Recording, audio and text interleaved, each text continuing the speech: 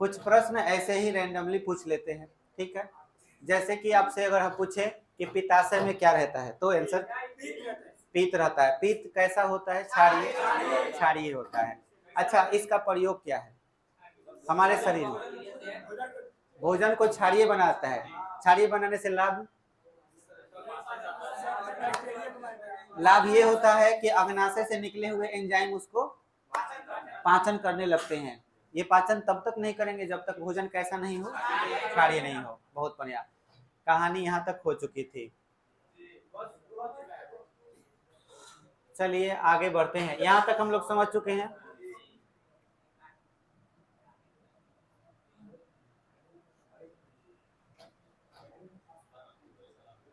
पीत एक ऐसा पदार्थ है जो एंजाइम नहीं होते हुए भी भोजन का पाचन करता है। आइए आगे समझते हैं। हम लोग पढ़े थे कि अमाशय के नीचे जो जंक्शन पॉइंट होता है उस जगह से शुरू होता है छोटी आंत, उसके बाद उसका जो कनेक्शन है वो बड़ी आंत से हो जाता है। तो छोटी आंत में अगर हम 3 हिस्सा करें छोटी आंत का, तो एक हिस्सा ये होगा और दूसरा हिस्सा इधर वाला टर्निंग और तीसरा हिस्सा इधर वाला, माने 3 भागों में हम बांट दिए हैं। तो आपसे पूछा जाए कि छोटी आंत को कितने भागों में बांटा गया है, तो 3। एक का नाम है ड्यूडेनम, एगो के जेजुनम, एगो का नाम है इलियम। बात बुझाया? तो इसमें बढ़िया से याद रखना होगा, पहला हिस्सा ड्यूडेनम होता है, फिर जेजुनम होता है और इलियम होता है। अब इस पर ऑब्जेक्टिव सवाल देखिए कैसे पूछेगा।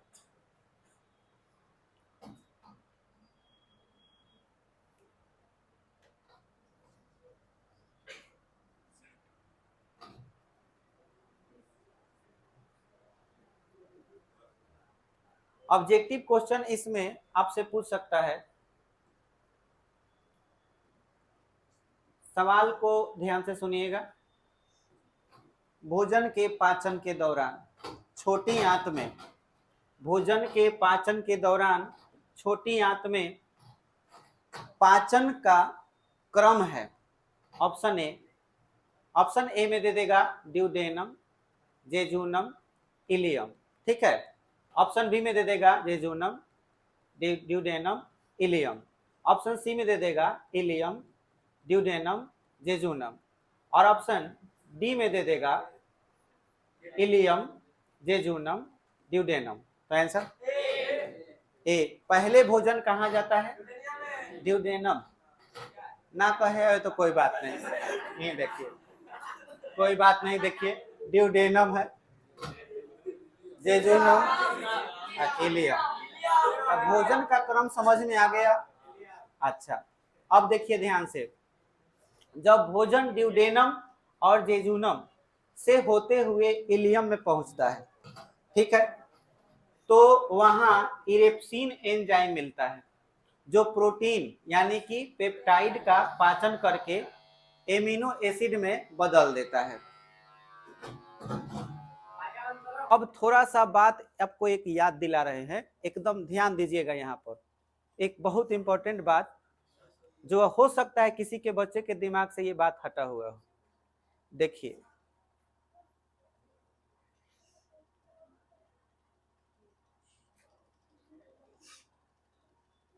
हम लोग जब पाचन पढ़ रहे थे तो पाचन में हम लोग पढ़े थे कि मुख गुहा में लार ग्रंथि होता है, पैरोटिड, सबलिंगुअल, सबमेंडिबुलर, ये होता है। और इसके बाद हम लोगों ने पढ़ा था कि इसमें पाए जाने वाले जो एंजाइम होते हैं, इसमें लाइसोजाइम क्या करता है? जीवाणुओं को मारता है। टाइलिन क्या करता है?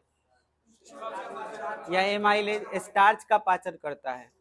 म्यूकस भोजन को चिपचिपा बनाता है।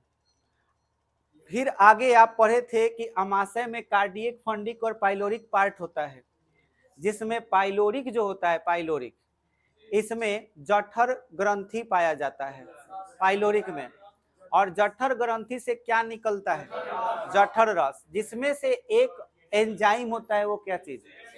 पेप्सिन। पहला ऐसा टॉपिक आप पूरे पाचन में, ये एक टॉपिक जो पढ़े थे पेप्सिन, याद कीजिए। पेप्सिन से प्रोटीन का पाचन हुआ था, याद आया? पेप्सिन से प्रोटीन का जब पाचन हुआ था तो वो प्रोटीन किस चीज में बदला? पेप्टोन में। बात बुझाया? यानी कि पहले प्रोटीन बहुत जटिल था। और एग्जाम्पल के लिए मछली बताए थे कि मछली जब खाइएगा उसमें जो प्रोटीन है वो टूट गया, और वो टूटा किस चीज में? पेप्टोन में। अब फिर आगे हम आपको बताए थे कि इसके बाद जब आप आगे बढ़िएगा तो अग्नाशय मिलेगा, और अग्नाशय में फिर हम लोग पढ़े थे कि लाइपेज, एमाइलेज और ट्रिप्सिन नामक फिर से हमको एंजाइम मिलते हैं, और इन एंजाइमों में से ये ट्रिप्सिन जो होता है ये प्रोटीन का पाचन करता है। दोनों तो पढ़े ही हैं, लेकिन ये अग्नाशय में मिला था। अग्नाशय में 3 तरह के एंजाइम, जिसमें से ट्रिप्सिन जो एंजाइम था ये फिर से प्रोटीन का पाचन किया था। और वो कौन सा प्रोटीन था भाई? पेप्टोन था, है ना? और पेप्टोन ही बदल गया किस चीज में? पेप्टाइड में। किसने बदला? ट्रिप्सिन ने। समझ में आया? तो बाबू प्रोटीन से क्या बना? पेप्टोन। और पेप्टोन से क्या बना? पेप्टाइन। समझ में आया? पेप्टाइड। और पेप्टाइड के बाद कहानी यहाँ पे अब आपको समझना है कि अभी भी ये हमारे आंत में ही है, खाना हमारे आंत में ही है जो घूम रहा है, जो ये आगे बढ़ रहा है। फिर हमने सीखा कि हमारा जो आंत होता है वो अगर 3 भागों में बांटा जाए, जिसमें एक ड्यूडेनम, एक जेजुनम और एक इलियम है, तो ड्यूडेनम और जेजुनम से होते हुए जो भोजन जा रहा है उसमें अगर प्रोटीन है तो वो कौन सा प्रोटीन है? पेप्टाइड। क्योंकि प्रोटीन पेप्टोन में चेंज हुआ था, पेप्टोन फिर किस चीज में हुआ? पेप्टाइड में। तो अब इधर से चलते हुए यहाँ जो प्रोटीन पहुंचा वो क्या है? पेप्टाइड है। पेप्टाइड है। अब इस पेप्टाइड में फिर से देखो एक एंजाइम मिला जिसमें सीन लगा हुआ है। क्या नाम है इसका? इरेप्सिन। यहाँ पर आपको एक एंजाइम मिला जिसका नाम क्या है? इरेप्सिन। तो इसीलिए हमने बोला है कि जब भोजन ड्यूडेनम और जेजुनम से होते हुए इलियम में पहुंचता है, ये इलियम वाला हिस्सा, तो वहां इरेप्सिन एंजाइम मिलता है ना? जो प्रोटीन, यानी कि कौन प्रोटीन? पेप्टाइड का पाचन करके क्या बना देता है? एमिनो एसिड में बदल देता है। फाइनली, एसिड माने अम्ल होता है, फाइनली प्रोटीन लास्ट में जाके क्या बन जाता है? एमिनो अम्ल बन जाता है। एमिनो अम्ल समझते हो? नहीं समझते हो? एक, जब कोई टेररिस्ट नहीं, कोई एक मर्डरर, मतलब कि किसी की हत्या किया, और हत्या करने के बाद वो कोई सबूत नहीं छोड़ा, और अगर कोई सबूत नहीं छोड़ रहा है तो फॉरेंसिक रिपोर्ट वाले, फॉरेंसिक वाले जो होते हैं, फिल्मों में आप देखे होंगे, वो आते हैं और वो चेक करने के लिए आते हैं कि कोई तो सबूत मिल जाए, कोई तो सबूत मिल जाए जिससे हमें पता चल जाए कि इसको मारा कौन है। बात बुझाया? अब उस सबूत के लिए हमारे शरीर की जो बनावट होती है, हमारे शरीर में कई एक राज छिपे हुए हैं। एक पूरे ब्रह्मांड में जैसे राज छिपा हुआ है, उसी तरह से हमारा शरीर भी एक ब्रह्मांड की तरह है। हमारे पूरे इस शरीर के अंदर, मतलब पैर से लेके सर तक के भीतर अलग अलग जगहों पर ऐसे ऐसे राज छिपे हुए हैं जिसकी पूरी जानकारी आज तक किसी को नहीं हुई है। जैसे एक बहुत बड़ा एग्जाम्पल है, आदमी की मृत्यु कैसे हो जाती है। हमारा प्राण रहता कहाँ है? अगर आदमी मर ही जाता है तो कुछ तो ऐसा होगा जिसके वजह से हम उसको रोक पाए, लेकिन आदमी एक बैग से खत्म मर जाता है। कोई तो इलाज होना चाहिए जिसकी वजह से उसके प्राण को हम रोक पाए, पर ऐसा कुछ नहीं हमको जानकारी है। लेकिन कुछ तो शरीर में ऐसा है। तो हमारे शरीर में बहुत सारी ऐसी चीजें हैं जिसकी जानकारी हमें नहीं है, लेकिन डॉक्टर, रिसर्चर हमेशा रिसर्च करते रहते हैं, पता करते रहते हैं कि हमारे शरीर में और क्या है। जब भी कभी नई बीमारियां उभर के आती हैं तो उस पर खोज होता है। एमिनो अम्ल ये हमारे शरीर में ही, नाखून में ही, है ना, इसमें ये एसिड जो होता है, जो आप प्रोटीन खाते हो ना, तो वही प्रोटीन का अंतिम जो पाचन हो जाता है, तो पाचन हो जाने के बाद हमारे शरीर में, नाखून में, खास करके नाखूनों में ये एमिनो अम्ल, एमिनो एक प्रकार का अम्ल है, एसिड है, जो प्रोटीन से ही बना हुआ है। बात बुझाया? और ये जो पहचान होता है, पता चल जाता है कि इसके शरीर से, अब जैसे कोई मर्डरर चाकू पकड़ के और किसी को मार दिया, और अपने आप को बचाने के लिए, अब जैसे चाकू पकड़ा है और अपने आप को बचाने के लिए उस चाकू को उस जगह पर मतलब कि किसी चीज से पोंछ करके हटाना चाह रहा है, अगर वो ज्यादा जानकार नहीं हुआ तो वो पकड़ा जा सकता है। फर्स्ट ऑफ ऑल डीएनए से पकड़ा जाएगा। इसके अलावा ये भी कि कोई आदमी किसी को मार भी रहा है और ये दिखाना चाहता है कि नहीं, इसको मारा नहीं गया, ये एक मान लीजिए कि सुसाइड केस है, कोई फांसी लगा लिया। अगर कोई फांसी भी लगा रहा है और हो सकता है कि कोई मर्डरर उसको फांसी लगा करके लटका दिया हो, तो पॉसिबल ये है कि जब वो रस्सी को पकड़ेगा और रस्सी को पकड़ के किसी को फांसी लगाएगा, तो ये पॉसिबिलिटी है कि एमिनो अम्ल जो है उस पर वो छोड़ दे। पॉसिबिलिटी है, क्योंकि हमारे हाथ में रहता है। समझ में आया? हाँ, हाथ में रहता है, नाखून में रहता है, ये चीज रहता है, हर इंसान में रहता है, तो इससे पता चल जाता है। और एमिनो हमारे शरीर में भी होता है, और वो कैसे बना देखिए आप, प्रोटीन से बना। बात बुझा? और भी आगे डिटेल्स आपको पढ़ने को मिलेगा। अब सभी बच्चे यहाँ पे ध्यान रखें कि पेप्टाइड ही फाइनली किस चीज में बदल जाता है? एमिनो एसिड यानी एमिनो अम्ल में बदल गया। अब ये अगर अम्ल में बदल गया यानी कि स्वाद इसका खट्टा में चला जाएगा, तो अगर ये इस चीज में बदल गया तो फाइनली प्रोटीन का अस्तित्व क्या हो गया? खत्म। समझ में आया? यानी कि पाचन हो गया। अब आगे समझिए, इस प्रकार यहाँ प्रोटीन का क्या हो जाता है? पाचन समाप्त हो जाता है। प्रोटीन का पाचन देखा कितना चरण में हुआ। और हाँ, मतलब कि पहले प्रोटीन था, तब प्रोटीन से क्या बना? पेप्टोन, एक चरण हो गया। पेप्टोन से क्या बना? 2 गो हो गया। और पेप्टाइड से फिर क्या बना? हाँ, तो एमिनो तक कै गो हुआ? 3 बार। तब प्रोटीन कई बार टूटता है? 3 बार। और वही कार्बोहाइड्रेट को ले लीजिए, तो वो 2 बार, ज्यादा से ज्यादा 2 बार टूटेगा, नहीं तो एक बार में भी। जैसे नॉर्मली हम जो भोजन खाते हैं उसमें जरूरी नहीं कि वो पॉलीसैकेराइड हो, डाइसैकेराइड हो सकता है। डाई से मोनो में कन्वर्ट हो गया, समझो कि एक बार में ही पाचन हो गया। बात बुझाया? तो पाचन होने में सबसे ज्यादा समस्या किसका है? प्रोटीन का। आगे समझते हैं, यहाँ पे समझिए। और यहाँ और भी एंजाइम निकलते हैं। कहाँ पे? इलियम में। इलियम वाला जो हिस्सा देख रहे हो, इस जगह पर और भी एंजाइम निकलते हैं। कौन कौन से एंजाइम है भाई? सुक्रेज है, माल्टेज है, ग्लैक्टेज आदि, जो क्रमशः सुक्रोज, माल्टोज, ग्लूकोज आदि को क्या करते हैं? पचाते हैं। ये सब चीजें जो आप देख रहे हैं, सुक्रोज, माल्टोज, ग्लूकोज, ये सब कार्बोहाइड्रेट के रेंज में आते हैं, कार्बनिक पदार्थ के रेंज में आते हैं। आप जो भी पदार्थ खाते हो, किसी भी तरह का चीज खा रहे हो जो एक्स्ट्रा है और जो कार्बनिक पदार्थ है, अगर वो चीज यहाँ इलियम तक पहुंचा, तो इलियम में बहुत सारे एंजाइम्स होते हैं जो बचे खुचे भोजन का भी यहाँ पे क्या कर देते हैं? पाचन कर देते हैं। ये बात क्लियर हो गया? अच्छा, इलियम में उंगली नुमा संरचना पाई जाती है। देखिए, ये देख रहे हो, उंगली जैसा इस तरह का निकला हुआ इलियम में उंगली नुमा रचना पाया जाता है। आप देखे होंगे कोई ऐसा घास जैसा मतलब कि रचना, जैसे कि केला है, तो केला के आप पत्ता को छिलिएगा ना, जब केला होता है तो घवद जो होता है ना, घवद जब शुरू में फूल जो रहता है, उसको जब छीलिएगा तो उसमें देखिएगा कोनवा पर उंगली उंगली जैसा निकला हुआ रहता है। उसको छोड़िए, पपीता को ले लीजिए।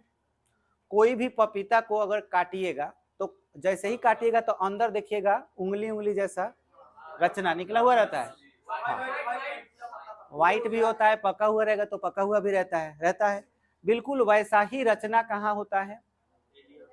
इलियम में रहता है। और इसका नाम भी रखा गया है। तो आपको याद रखना है कि इलियम में जो उंगली नुमा संरचना पाई जाती है उसे हम क्या कहते हैं? विलाई कहते हैं। बिलाई मत कहना, विलाई। विलाई कहते हैं। ये क्या करता है बताओ? ये भोजन को क्या करता है? अवशोषित करता है, अर्थात भोजन का अवशोषण छोटी आंत में हो जाता है। अब ये पूछता भी है कि भोजन का अवशोषण कहाँ होता है शरीर में, तो आपको याद रखना है छोटी आंत में। अगर ये पूछ दे कि छोटी आंत में कहाँ होता है, तो इलियम में होता है। और अगर ये पूछ दे कि इलियम में कहाँ होता है, तो विलाई में। समझ में? विलाई ही क्या करता है। चलिए इसके बाद समझते हैं बड़ी आंत। तो आप बड़ी आंत को अब समझिए, हम अब फिगर में वही बनाएंगे जितना हमको समझना है। तो अब ध्यान दीजिए कि यहां से चलते हुए ये ड्यूडेनम था। बोलिए क्या चीज? पाचन उसमें नहीं होगा, क्यों बताइए कारण, आप ही बताइए। ये देखिए ड्यूडेनम में पाचन नहीं हुआ, जेजुनम में भी पाचन नहीं हुआ, बताइए क्यों? क्योंकि इसमें कोई ग्रंथि नहीं है। ग्रंथि कहाँ है? इलियम में। क्लियर हो गया? अच्छा अब सुनिए, ये रचना के बाद यहां से शुरू होता है बड़ी आंत। तो हम लोग अब बड़ी आंत देखेंगे। देखिए यहां से बड़ी आंत शुरू हो रहा है, लेकिन यहाँ पे वो जॉनसन पॉइंट देख रहा होगा तुम, ठीक है? ये जो जगह देख रहे हो, इस जगह पर नीचे की तरफ मांस की तरह एक लटका हुआ रचना होता है, ठीक है? और ये जो लटका हुआ रचना होता है इसको अपेंडिक्स कहा जाता है। सुने होंगे कि अपेंडिक्स फट जाने से आदमी मर जाता है, सुना होगा। खास करके लड़कियों में ये प्रॉब्लम होता है कि अपेंडिक्स जो होता है फट जाता है और वो मर जाते हैं, ठीक है? ये क्यों है हमारे शरीर में और इसका क्या काम है, थोड़ा सा इसको सुन लेंगे, ठीक है? आदि मानव जो थे, आदि मानव के बारे में आप सुने होंगे कि पहले के जो मनुष्य थे वो लोग शुरू से पहले, मतलब कि जब इंसान मनुष्य जब कन्वर्ट हो रहा था मनुष्य में, तो पहले वो बंदर हुआ करते थे और बंदर प्रायः घास फूस खाते थे, ठीक है? अब वो लोग जो घास फूस खाते थे उसको खाने के बाद शरीर में उसका भी पाचन होता था। लेकिन आपने देखा कि हमारा जो शरीर है वो घास को पचा नहीं सकता है, क्योंकि हमारे शरीर में घास को पचाने के लिए कोई एंजाइम फिलहाल नहीं है। हाँ, पचाने का प्रयास कर सकता है। घास में पाए जाने वाले जितने भी पदार्थ होंगे, अगर बहुत ज्यादा जटिल पदार्थ होंगे, जटिल कार्बनिक होंगे, जटिल प्रोटीन होंगे, तो उनका पाचन मुश्किल है। तो उस समय शरीर में जो रचना होती थी, ठीक है, एक मिनट,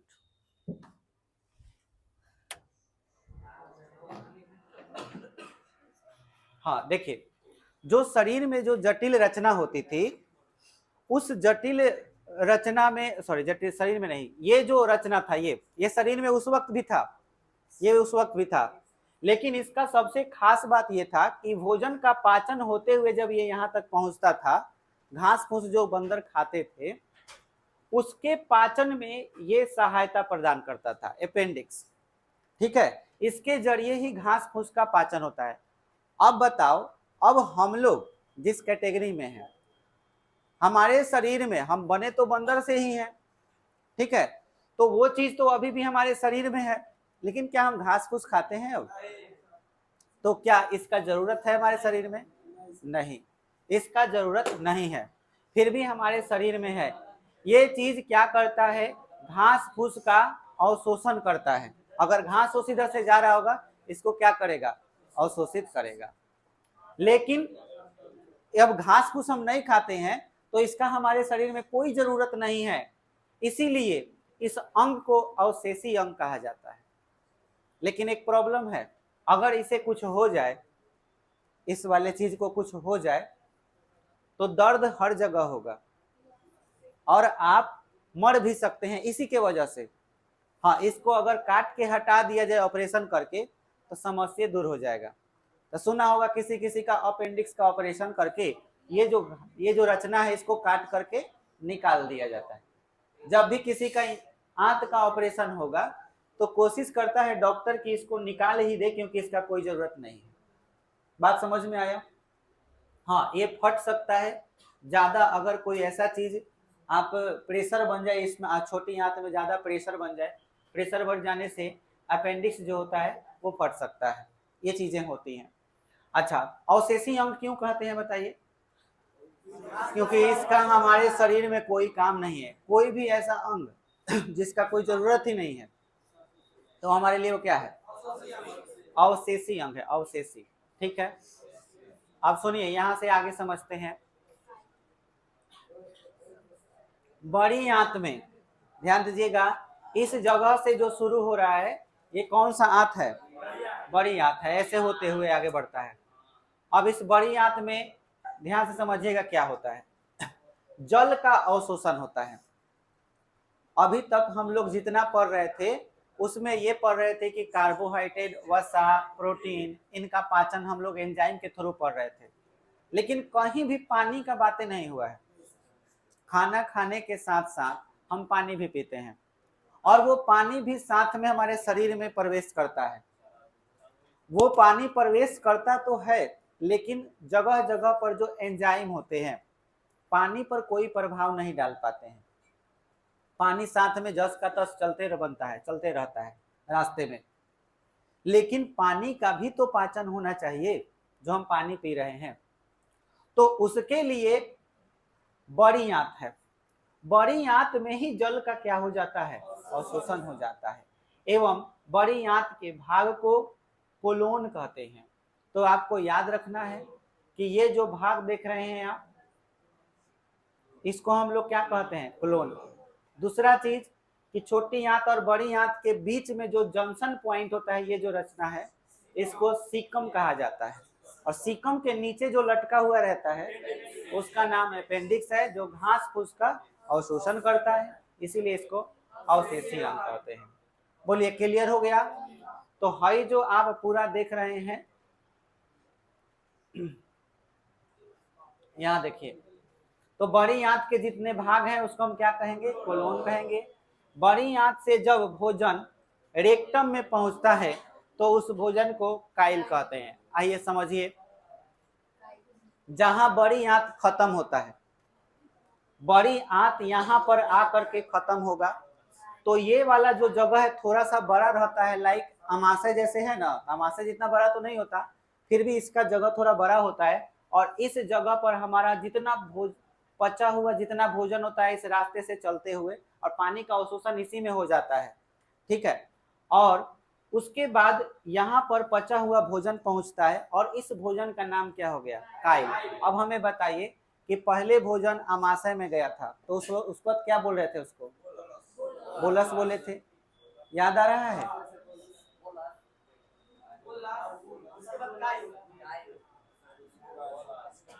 देखिए अमाशय में हम लोग पढ़े थे,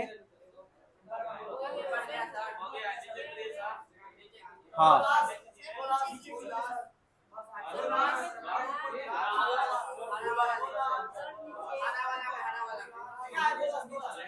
हाँ, देखो भोजन को हम लोग क्या बोलते हैं? बोलस कहते हैं। अब सुनो, फिर भोजन अब पाइलोरिक से आगे बढ़ता है तो उसको क्या बोलते हैं? काइम। क्या बोलते हैं? काइम कहते हैं। और काइम फिर आंत से होते हुए जब पहुंचता है, और कहां पहुंचता है? कहां पहुंचता है? तो पहले काइम था, खाली मौ के जगह पर क्या गया? ल, तब काइल हो गया।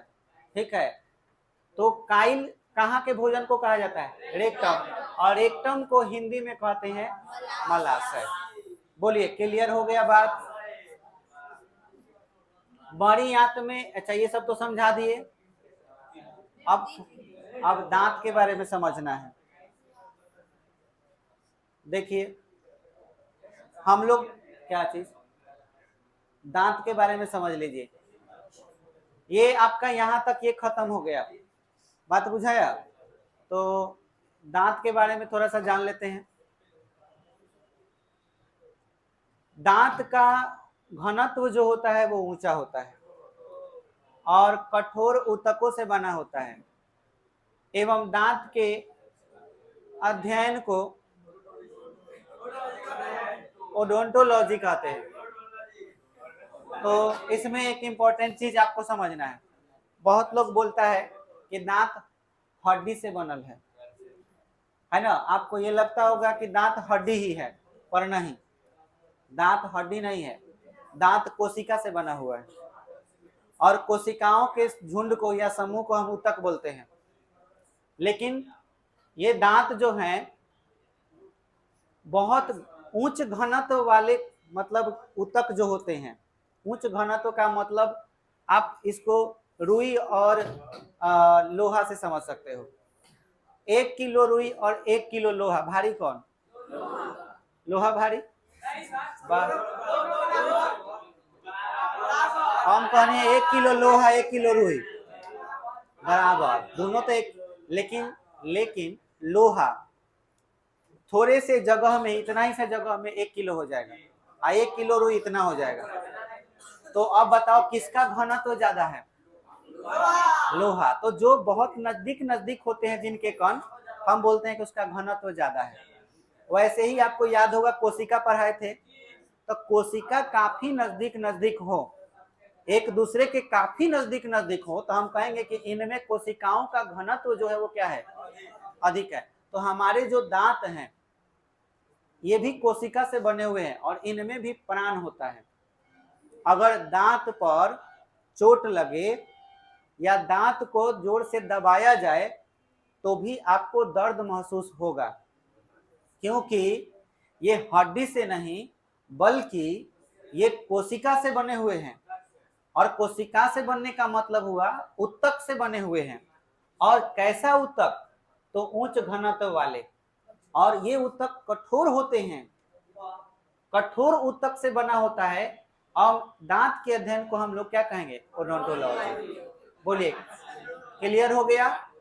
अब ध्यान दीजिए, एक दांत का ये फोटो दिखाया गया है जिसमें आपको याद रखना है कि भाई जो व्हाइट कलर वाला भाग देख रहे हो इसको इनामेल कहते हैं। हाँ, और इसके बाद एक दूसरा लेयर होता है दांत के नीचे, उसको डेंटिन कहते हैं। और फिर एक और लेयर होता है पल्प। अब देखो, गलती से भी इनामेल किसी का छिला गया, अगर किसी वजह से इनामेल छिला गया और क्या दिखने लगा? डेंटिन। तो डेंटिन का कलर हल्का पीला टाइप का होता है। जैसे ही इसको छिल दिया जाएगा, कभी कभी क्या होता है कि आप दांत वाले डॉक्टर के पास जाओगे और कहोगे कि भाई मेरे को दांत साफ करवाना है, और जब दांत वो साफ करेगा तो कभी कभी हेहू पर मशीन चला देता है, और जब मशीन इस पर चला देगा तो इनामेल झड़ जाएगा। ओकरा बाद पूरा जीवन भर चाहे कोई भी चीज आप खाइए आपका दांत सिहरने लगेगा। कोई भी खट्टा चीज खाओगे दांत तुरंत कोट होगा, और हवा जब ठंडी हवा बहेगी तो दांत जब सिहरेगा तो इतना आपको दिक्कत होगा, इतना तकलीफ होगा, आप सोच भी नहीं सकते। कोई भी व्यक्ति का ये इनामेल डैमेज हो गया ना तो दांत सिहरना शुरू हो जाता है। दांत सिहरना हुआ महसूस किए हो कोई? ठंडा चीज खाने पर होता है। और गर्मी के दिनों में भी नॉर्मल हवा भी बहेगा ना तो तुम्हारा दांत सिहरेगा। तो याद रहे, कभी भी तुम्हारे दांत का सबसे पहले का जो लेयर है उसको ज्यादा कभी मत रगड़ना।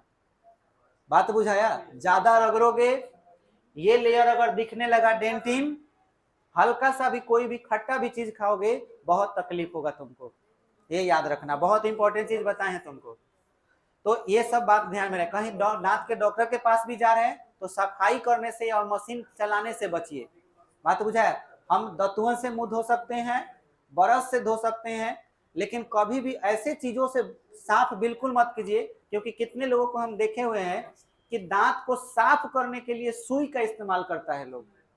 ये भी कभी नहीं करना चाहिए। सुई से भी इसमें लग सकता है, और जिसके वजह से इसका हल्का सा भी लेयर छेद भी हो गया ना हल्का, तो भी हवा बहेगा तो आपका दांत सिहरेगा। और आगे दांत की कहानी अगले दिन होगी।